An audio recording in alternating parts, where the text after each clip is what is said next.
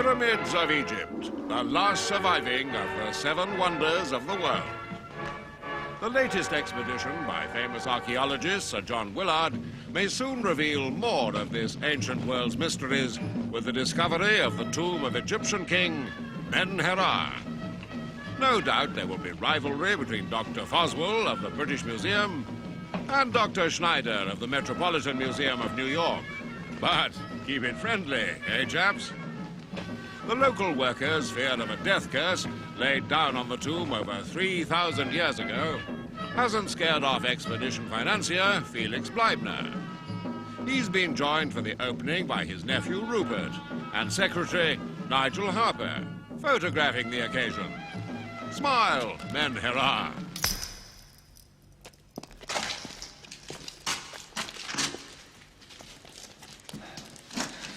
It's going to take us some time to get the seal off intact, Sir John.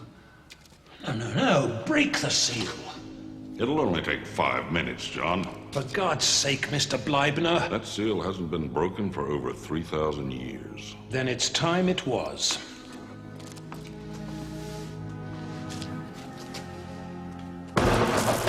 Gentlemen, the burial chamber of King Menhera.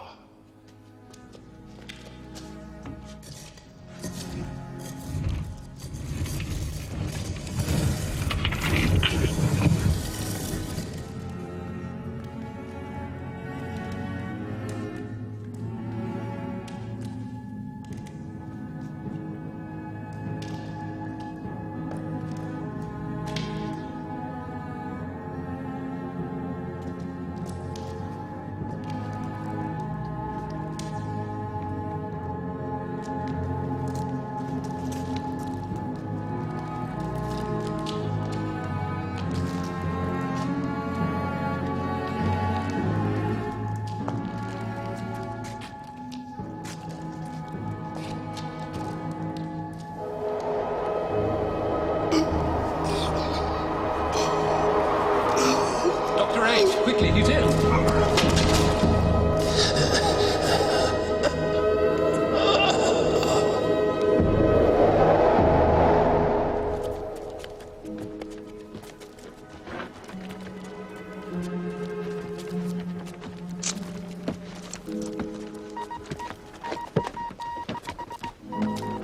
Tragedy strikes in the Valley of the Kings. Just minutes after breaking into the ancient tomb of Egyptian pharaoh Menhera, eminent archaeologist Sir John Willard is struck down by a fatal heart attack. Local rumors of an ancient curse on all those who enter the tomb have been dismissed as preposterous.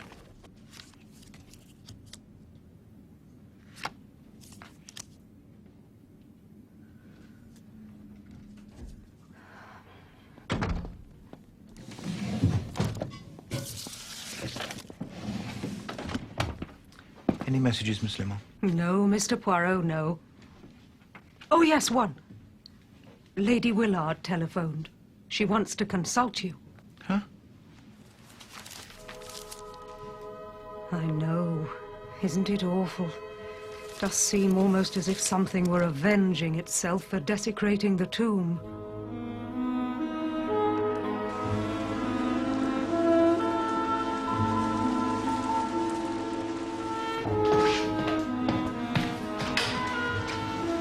Bonjour, mademoiselle. I am expected. Do come in. Thank you.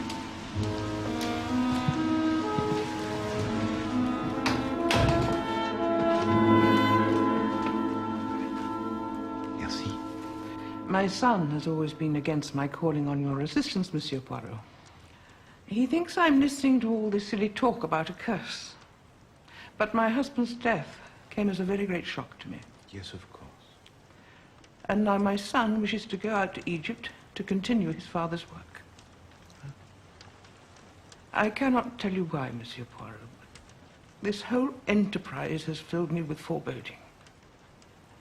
All those Americans, all those young men from Yale, seems to have been trying to take over the dig right from the start. Mother, really? Mr. Bleibner put up the money for the entire show, and without him there wouldn't be any dig. Well, I never trusted Felix Bleibner. He's just a wealthy dabbler. I see he's got his nephew out there now, too. Rupert's only there to visit his uncle. Excuse me, Lady Willard. How may I be of service to you? I imagine that there is no doubt that the death of your husband was from the causes quite natural. Well, No doubt at all. I'm so sorry. It appears we've wasted your time. Mr. Poirot. I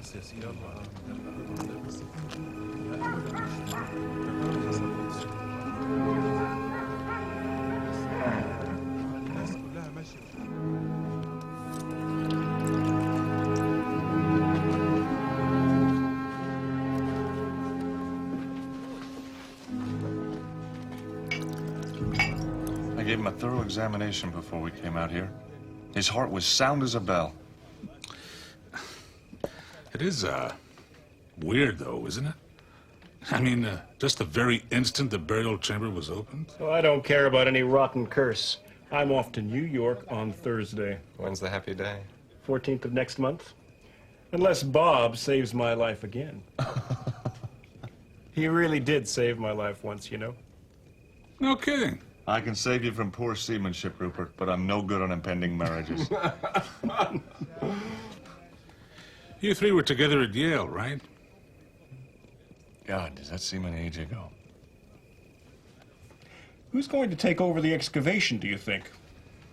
Well, that kind of depends on your uncle. He is the money. Do I get the impression that Dr. Foswell would not be thus? Sure, the British Museum has got to be in the running. What about the Metropolitan? Oh, modesty forbids.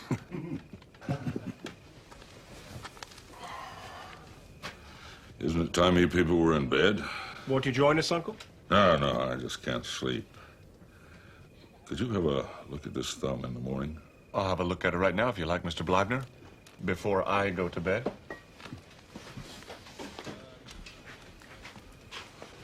It's, that cut I got the other day. Okay.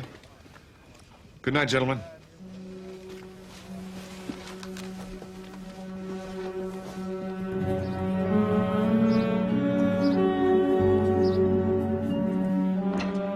Miss Lemon, if you please, would you come through for a moment with your notepad and pencil?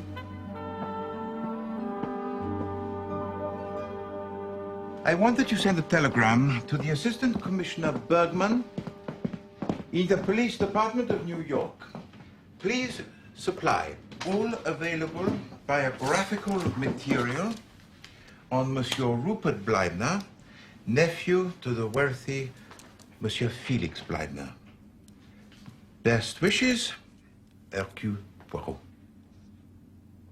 I could say biog. Comment? Instead of biographical, I could say biog. Is that a word, Miss Lemon? It sounds efficient. I heard someone say it in a picture. Give me the biog on Dutch Schultz, Miss Longfellow. Biographical material will do very nicely. Thank you, Miss Lemon. Oh. What is it, Miss Lemon? There's no need for you to cable Assistant Commissioner Bergman. Why is that, Miss Lemon? You can cable Captain Hastings instead. But Captain Hastings, he is in California, Miss Lemon. No, he's on his way back. He's staying in New York until Friday.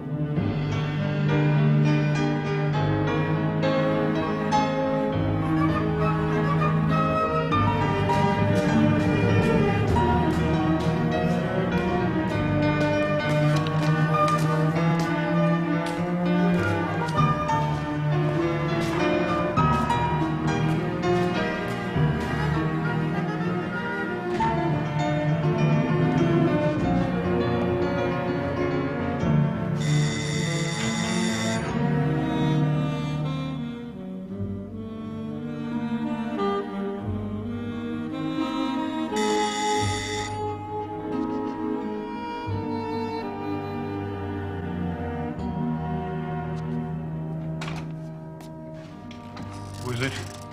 Oh, it's Arthur Hastings, actually. Who? Arthur Hastings. I'm a friend of your uncle's. Well, more of an acquaintance, really. He said I should look you up. Uncle Felix. Yes. You went out to Egypt to visit him recently, I gather.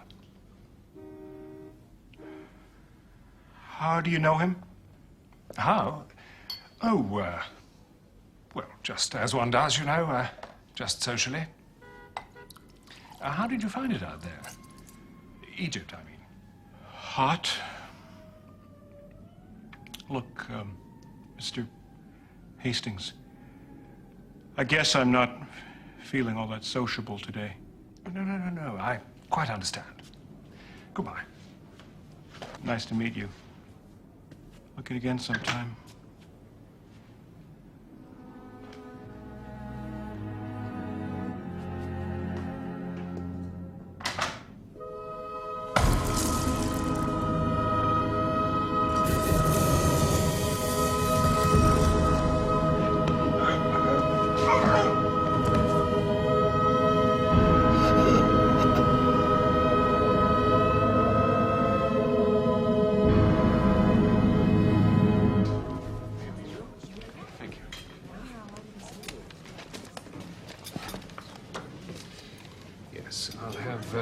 Tea and porridge and bacon and eggs, please.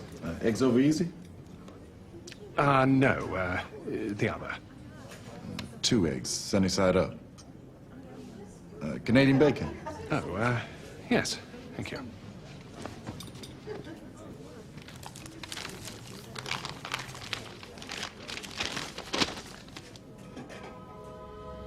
Good Lord.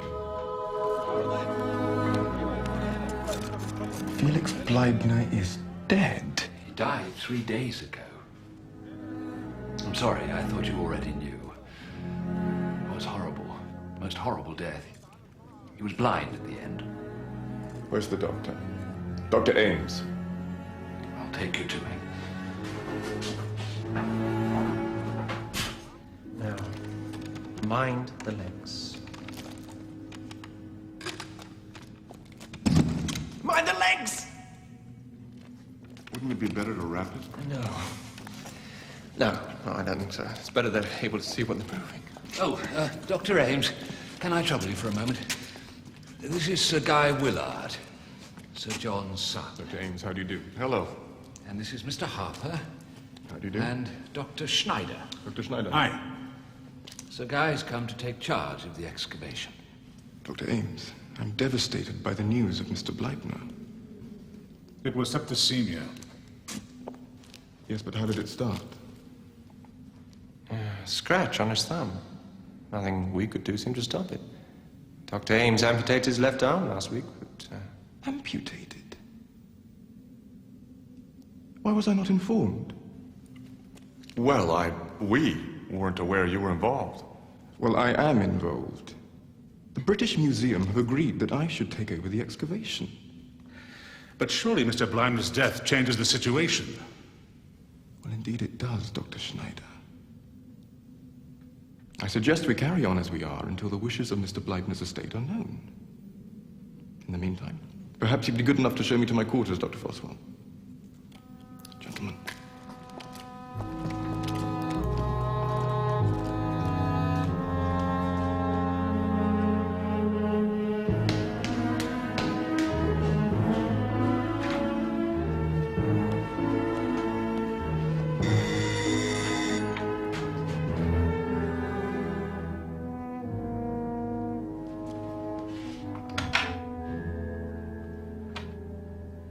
Mr. Bleibner?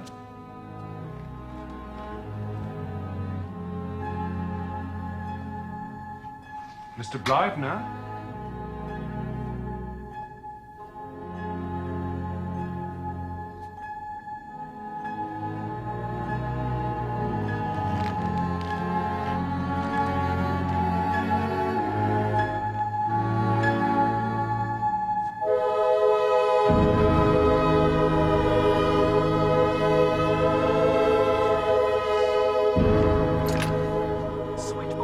Give me the police. Yes, sir.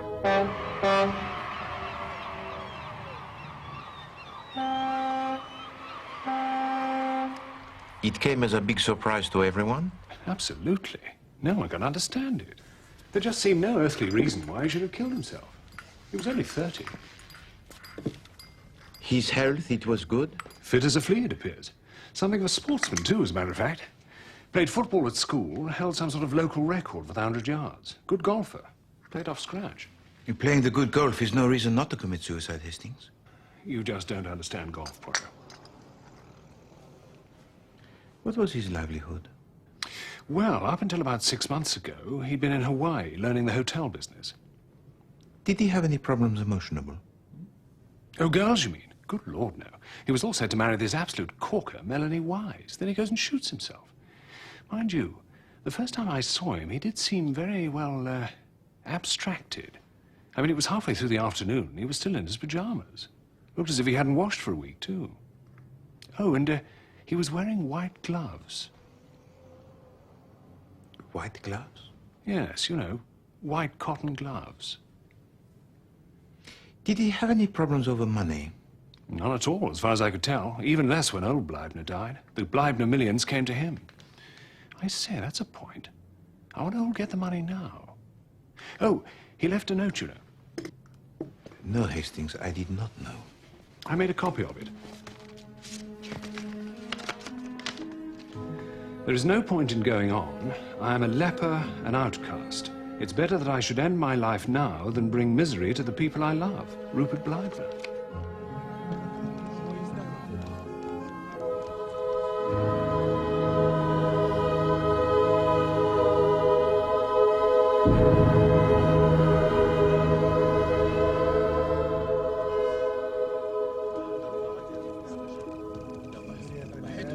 I didn't think you looked too well at breakfast, Schneider.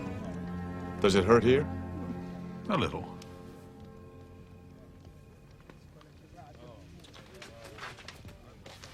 If I move your arm like this, does that hurt?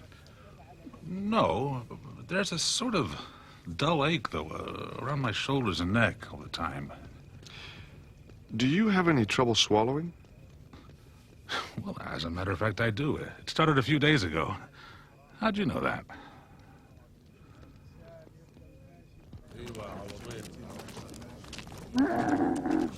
Hassan. Oh, Dr. Ames. Yes. I'm going to drive to Cairo, to the British hospital. I've got to persuade them to give me some antitoxic serum. When will you be back, sir? Well, by Friday, I hope, if I drive day and night.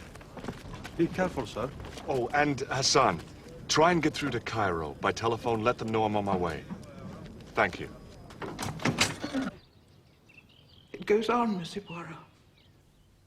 First my husband, then Mr. Bleibner, then his nephew. Try to continue, Lady Willard. Suppose there is some truth in all this talk about a curse. Tell me what has happened. Mr. Schneider, from the Metropolitan Museum of New York. He's very ill with tetanus. My son just sent me this telegram. I'm sorry, you must think me very silly and superstitious. No, not at all, Lady Willard. I also believe in the force of superstition. It is one of the greatest forces that the world has ever known. And you wish that Poirot should protect your son against these forces? Is it possible? But first I must allow to do their work with a little grace help.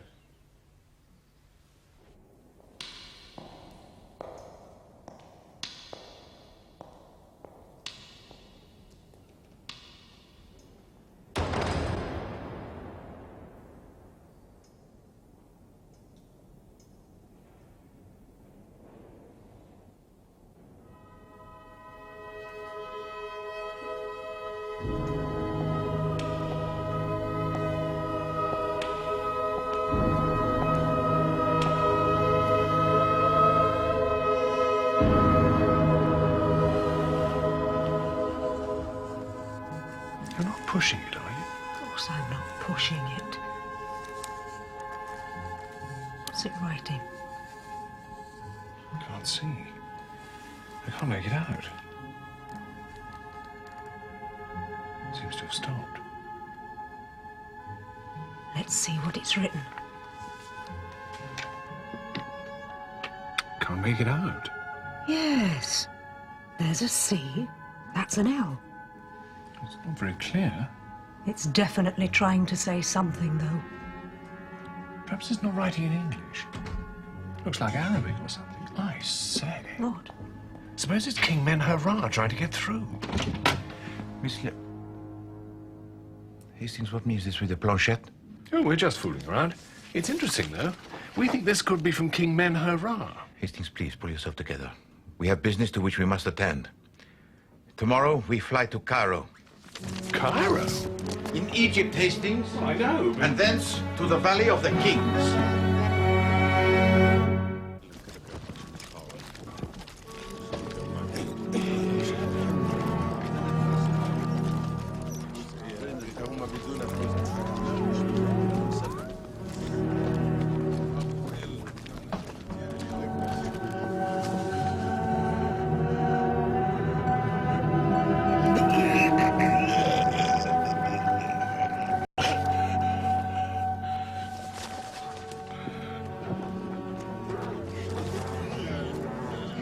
His jaw's broken. Broken? The muscles contract so violently it breaks the bones. God. Is there anything we can do? He's not responding to the serum.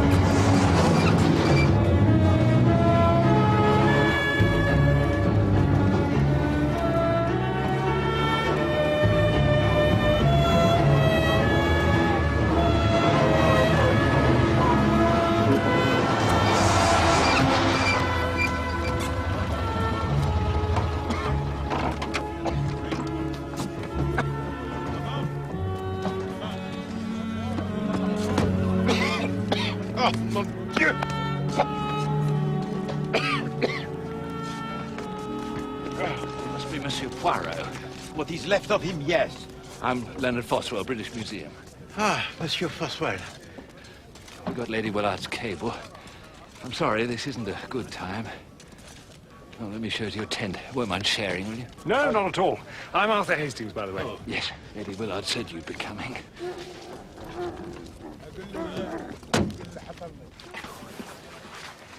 Hassan will assign one of the fellahin to look after you, get you hot water and so on. Oh, this looks fine.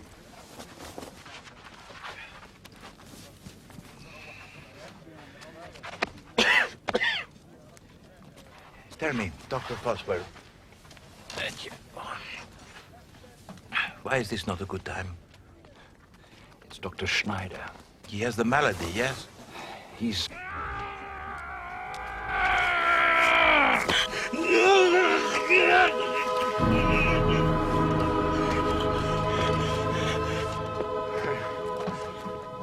Can't understand much more of this. He's not responding. No. He seems to be getting worse. Oh, God, no. Who is it? The detective my mother so keen on. Sir Guy?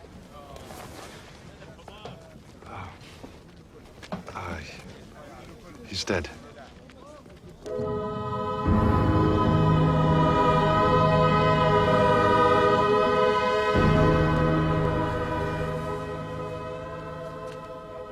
And you are quite sure, are you not, Dr. Ames, that the death of Monsieur Schneider was caused by tetanus? Sure. It could not have been, for instance, a case of the strychnine poisoning. Strychnine? No, Monsieur Poirot. There's been no suggestion of anything like that. This was a clear case of tetanus. Did you inject anti-serum? Of course we did. Every conceivable thing that could be done was done. But Monsieur Bleibner now, he died of something completely different. Mr. Bleibner had a scratch on his thumb. It became poisoned and septicemia set in. It sounds pretty much the same to a layman, I imagine, but the two things are entirely different.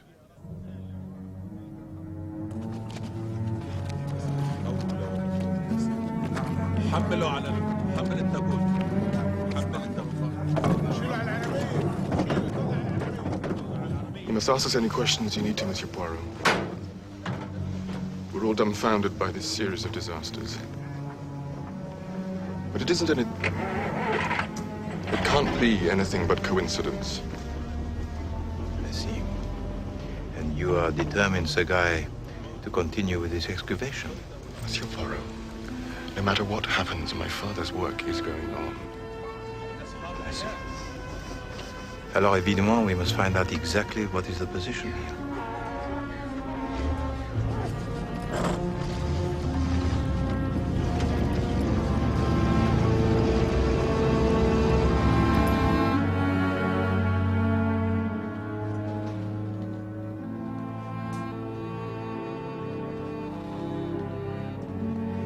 Alabaster perfume box.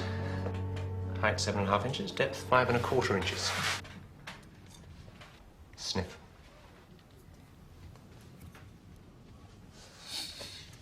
Oh, jasmine. 3,000-year-old jasmine. How long have you been interested in Egyptology, Monsieur Harper? Oh, ever since I started working as Mr. Bleibner's secretary. Ever since college, almost. You were at Yale with Rupert Bleibner? Yes, I was there on a Hendrickson exchange scholarship. Ames was with us, too. All Yaleys, you see. Class of 27. That is most interesting. There are 4 people involved in this expedition who have known each other for some considerable time. With Dr. Ames, Rupert Bleibner, yourself, all together at the college. And, of course, the uncle of Rupert Bleibner. That's right. 2 of them are now dead. You trying to give me the creeps? Tell me about Monsieur Rupert. I really don't understand him doing what he did. When he first arrived here, he was in good health? Yes, I don't think he had a day's real illness in his entire life. Terrible hypochondriac there. Always got a lot of little aches and pains he was always worrying about. But when last you saw him, he was not suffering? No, I don't remember anything in particular. Oh, well, yes, he had a little eczema on his hand he was making a great to-do about.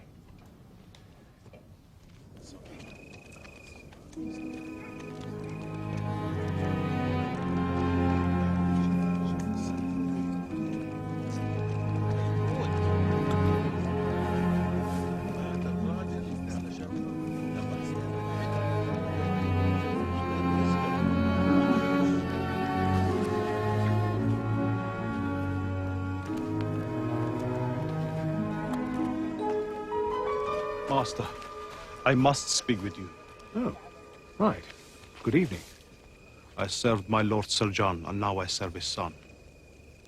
Yes, quite. You are a wise one, they say. Oh, you know. Learned in dealing with evil spirits. I beg of you, let the young master depart from here. There is evil in the air around us. Well, it's not really up to me. You see,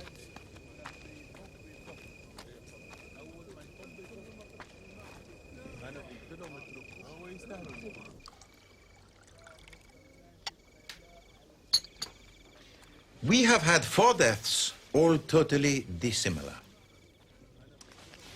1 heart failure, 1 poisoning, 1 tetanus, and 1 suicide. Exactly. Is there nothing which might link together these 4? Something they have in common? No. I'm sorry, Mr. Poirot, I don't quite understand this. Then, Monsieur Harper, let me make myself perfectly clear. Was there any act committed by these men, or these victims, which might seem to denote some disrespect to the spirit of Menhera? Good grief, man, that is all rot, as well you know. You're talking through your hat. You do not believe that such a thing is possible? No, I do not. We're men of science, and I believe what science teaches. Indeed. Was there no science then in ancient Egypt? Oh, no, please, do not answer. But tell me this. The native workmen, what do they think? What if the white folk lose their heads and the natives aren't going to be far behind? Yes. Yes, I'll admit they're getting scared, but they've got no cause to be. Excuse me, I'm... Is he all right? Oh, what happened? Hassan, let me get him to his tent. Would a brandy help? No, I don't think so. We'll get him to bed.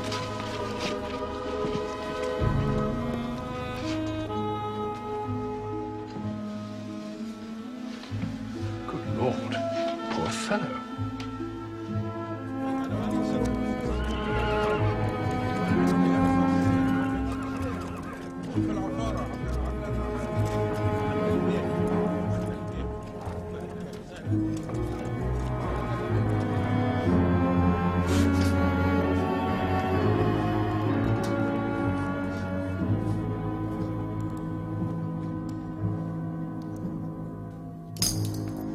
Tell me when you want another photograph. Not yet.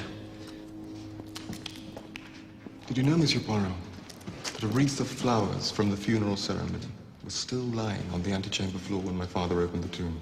Oh, it is amazing, is it not, Hastings? Absolutely. How is Dr. Ames today? He's still not well. He got up today, but to tell the truth, I'm rather worried about him.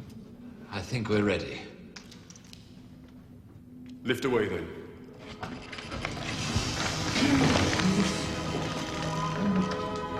Tie off. Good God. He has lain here in perfect silence since 1,000 years before Troy was besieged. Rome rose and fell. Wars and catastrophes changed the face of the earth. And still this king, he waited. Forgotten by all those people a few feet above.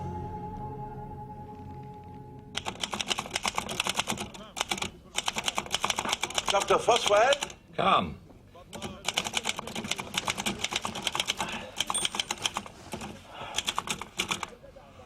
What a moment, Dr. Foswell. What? Well, to have had the privilege of merely standing by as the leader of the sarcophagus, it was open. Oh, yes. Oh, yes. I'm just writing it up. Oh. You write the reports for the expedition, Mesper? For the expedition? No. By no means. A daily report for the eyes of Sir Andrew Cairns only. May I? Please. Thank you. Now, Sir Andrew Cairns. He is the keeper of antiquities at the British Museum, n'est-ce pas? Quite. The others can do their own reports, though frankly... Well, no matter. And Monsieur Snyder, when he was alive, he would have made the reports for the Metropolitan Museum. I suppose so, yes. I mean, I don't want to speak ill of the dead, but it does just show the quality of their scholarship, doesn't it? When the Metropolitan have to send out somebody like Schneider. Poor fellow. The BM would never have sent anyone but their most senior archaeologist. And the future keeper of the antiquities, perhaps? What? Oh, well, I don't know about that. Of course, Sir Andrew is due for retirement in 2 years. And if I make a fair fist at this, well...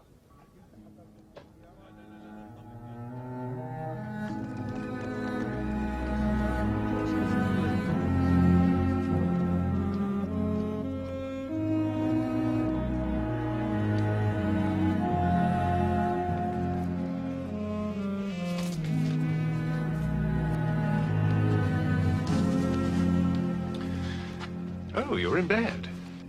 This is a work most interesting, Hastings. Listen to this. May your knives not get hold of me. May my hands not touch the poison. May I not fall into your slaughterhouse, for I know your names, and my heart is with Osiris. Look here, Poirot, are you feeling all right? Perfectly, Hastings. I mean, you've had a lot of sun these last few days. You're not used to it like I am. I am perfectly well, thank you, Hastings.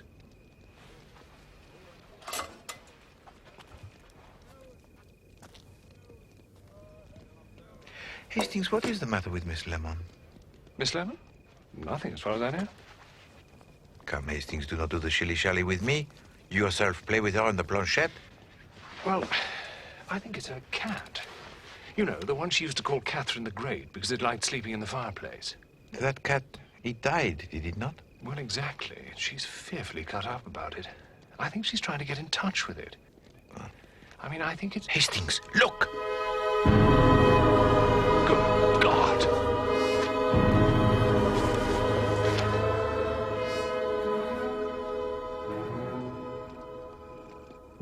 Deliver me from that God whose face is that of a hound, but whose skin is that of a man, who liveth upon the damned, digesting human hearts and voiding filth. One seeth him not.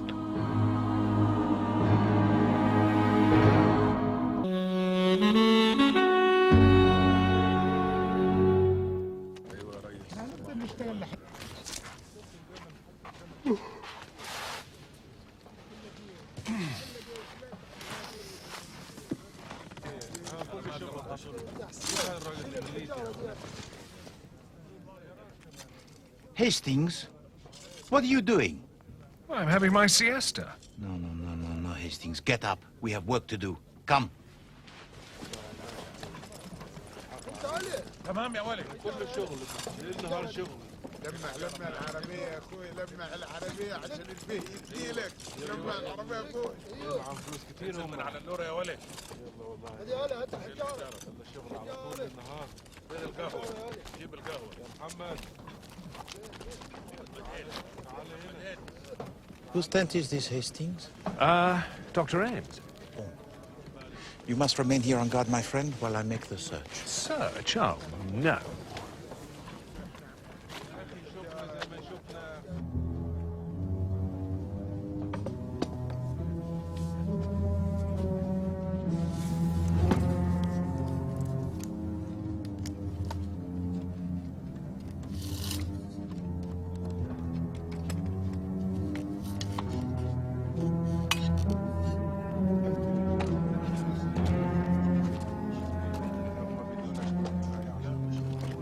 Poirot!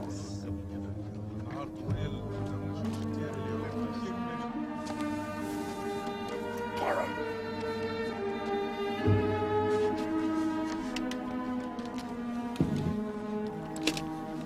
Well. I beg your pardon? Feeling a bit better, are you, Dr. Ames? Are you waiting for me? No. I was waiting for Poirot, actually. I haven't seen him at all, have you? Wasn't he with you this morning? Yes, he was, but Where he's got to. Poirot! can I come past? What? I want to go to my tent. Oh, this is your tent, is it? I didn't realize that. They're very good, these tents, aren't they? Please, Captain Hastings.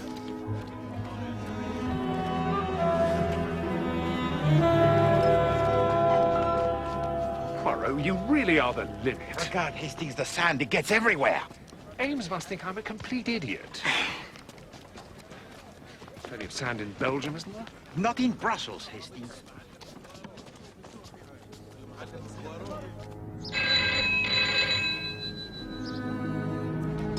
Hello, Miss Lemon, can you hear me? Yes, I found Mr. Blyden's solicitor. I spoke to him. One moment, if you please, Miss Lemon.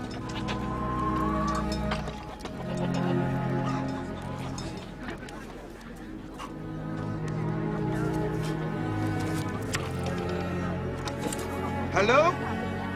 Now, you said he read to you the will? Bon, what did he say? Yes? Yes, cigarette case, Miss Lemon? I think it was just a joke, Mr. Poirot. I see.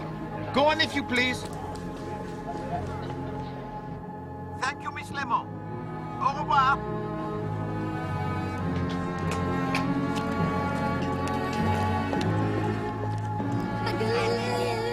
What? You want some pocket money? All right, but only if you're good.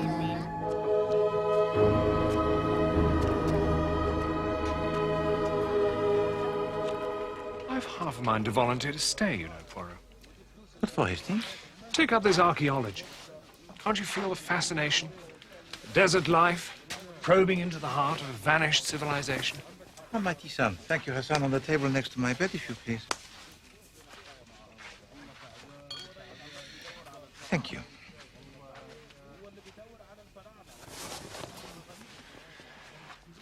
Wish we were getting somewhere with this case, though. Sometimes I think it's not a case at all. Just 3 natural deaths and 1 suicide. What do you think, Poirot?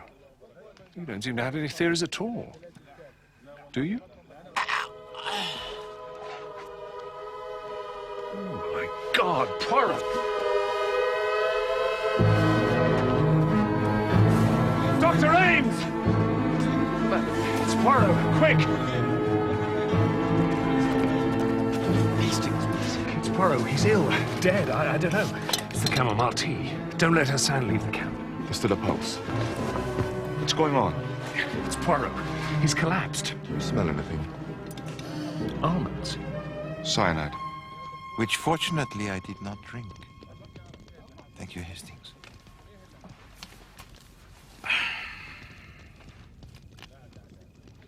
While my good friend Captain Hastings was calling for help, I took the opportunity of pouring the contents from that glass into this little bottle. And this little bottle will go to the analytical chemist.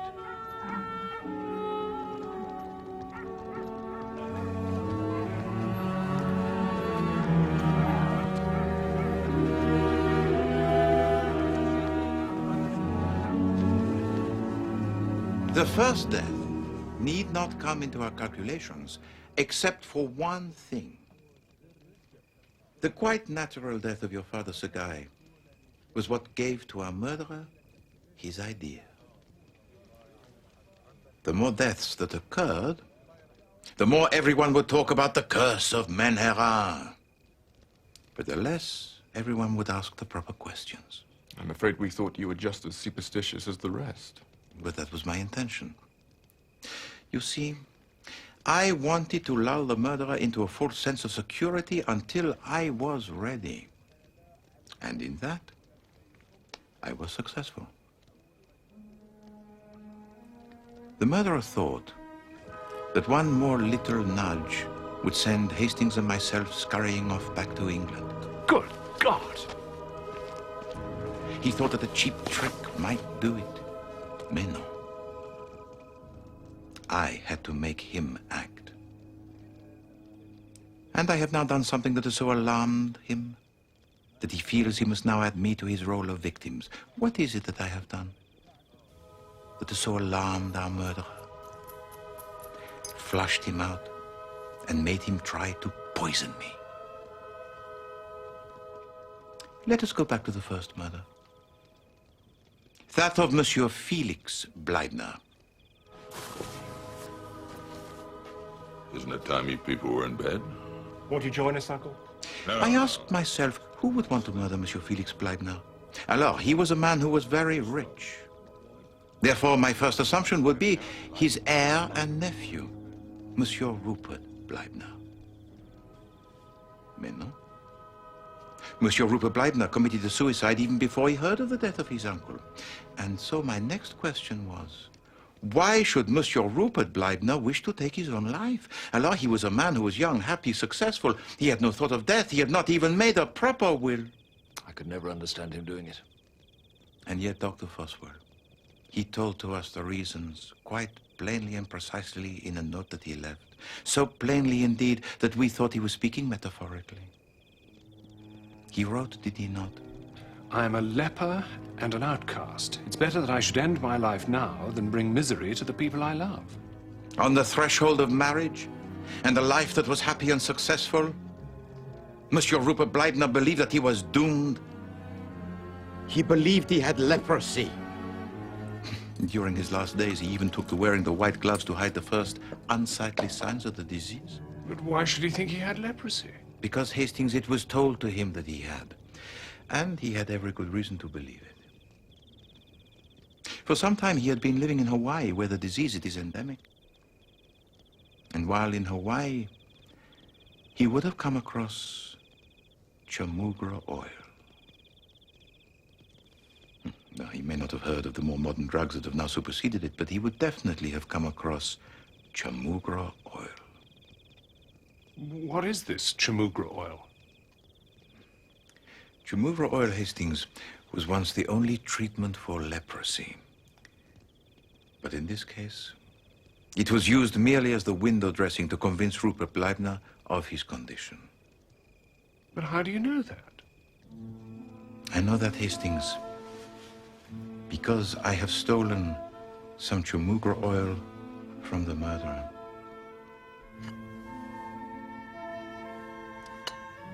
Hercule Poirot has discovered his secret. What secret? What is all this? Monsieur Rupert Bleibner went to Dr. Ames with a mild case of eczema. And Dr. Ames diagnosed leprosy.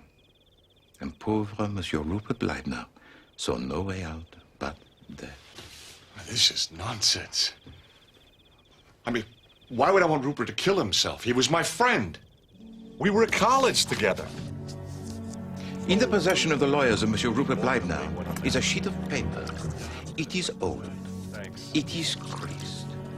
Probably written on while at college during some fit of the drunken merriment. But the handwriting is that of Monsieur Rupert Bleibner. It reads as follows. This is the last will and testament of Rupert Bleibner. I leave my cigarette case, which he admires so much, and all of which I die possessed, to my good friend Robert Ames, who once saved my life from drowning. You see, Dr. Ames, you knew that on the death of Monsieur Felix Bleibner, his fortune in entirety would go to his heir and nephew, Monsieur Rupert Bleibner. But were Monsieur Rupert Bleibner to die... All right. I'll keep back all of you.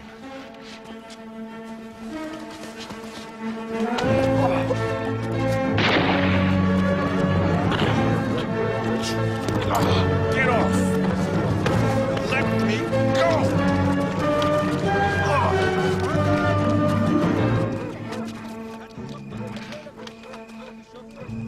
You have already 3 deaths on your head, Dr. Ames.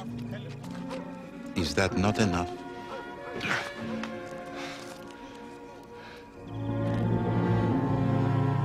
But Dr. Ames did not kill my husband. No, Lady Willard. The death of your husband, Sir John, was from the causes quite natural. You see, the only deaths that interested Dr. Ames were those of Monsieur Felix Bleibner, who perished from septicemia introduced into his cut hand by Dr. Ames himself, and Monsieur Rupert Bleibner, who Dr. Ames drove to suicide by convincing him that he suffered from the leprosy. And Dr. Schneider? Indeed. Dr. Ames injected poor Henry Schneider with tetanus bacillus merely to lend strength to the curse of Menhera. I think you've been wonderfully clever. Goodbye, sir. C'est guy. I return to the Valley of the Kings tomorrow. This time with my blessing. Bonne chance. Yes, madam. Au revoir.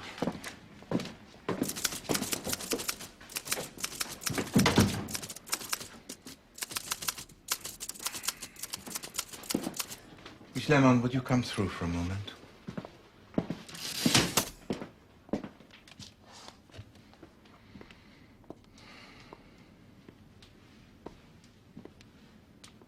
Miss Lemon, in addition to solving this case that has been most difficult, Hastings and I, we have brought you back a little gift from the very tomb of King Menhera. From the tomb? Oui. Voila. It is the very likeness of the favorite cat of King Menhera, buried with him in his tomb to keep him company on his long journey. Oh, he's beautiful. Go to bed this evening with him in your hand, and Catherine the Great will visit you during the night. Oh, Mr. Poirot, thank you.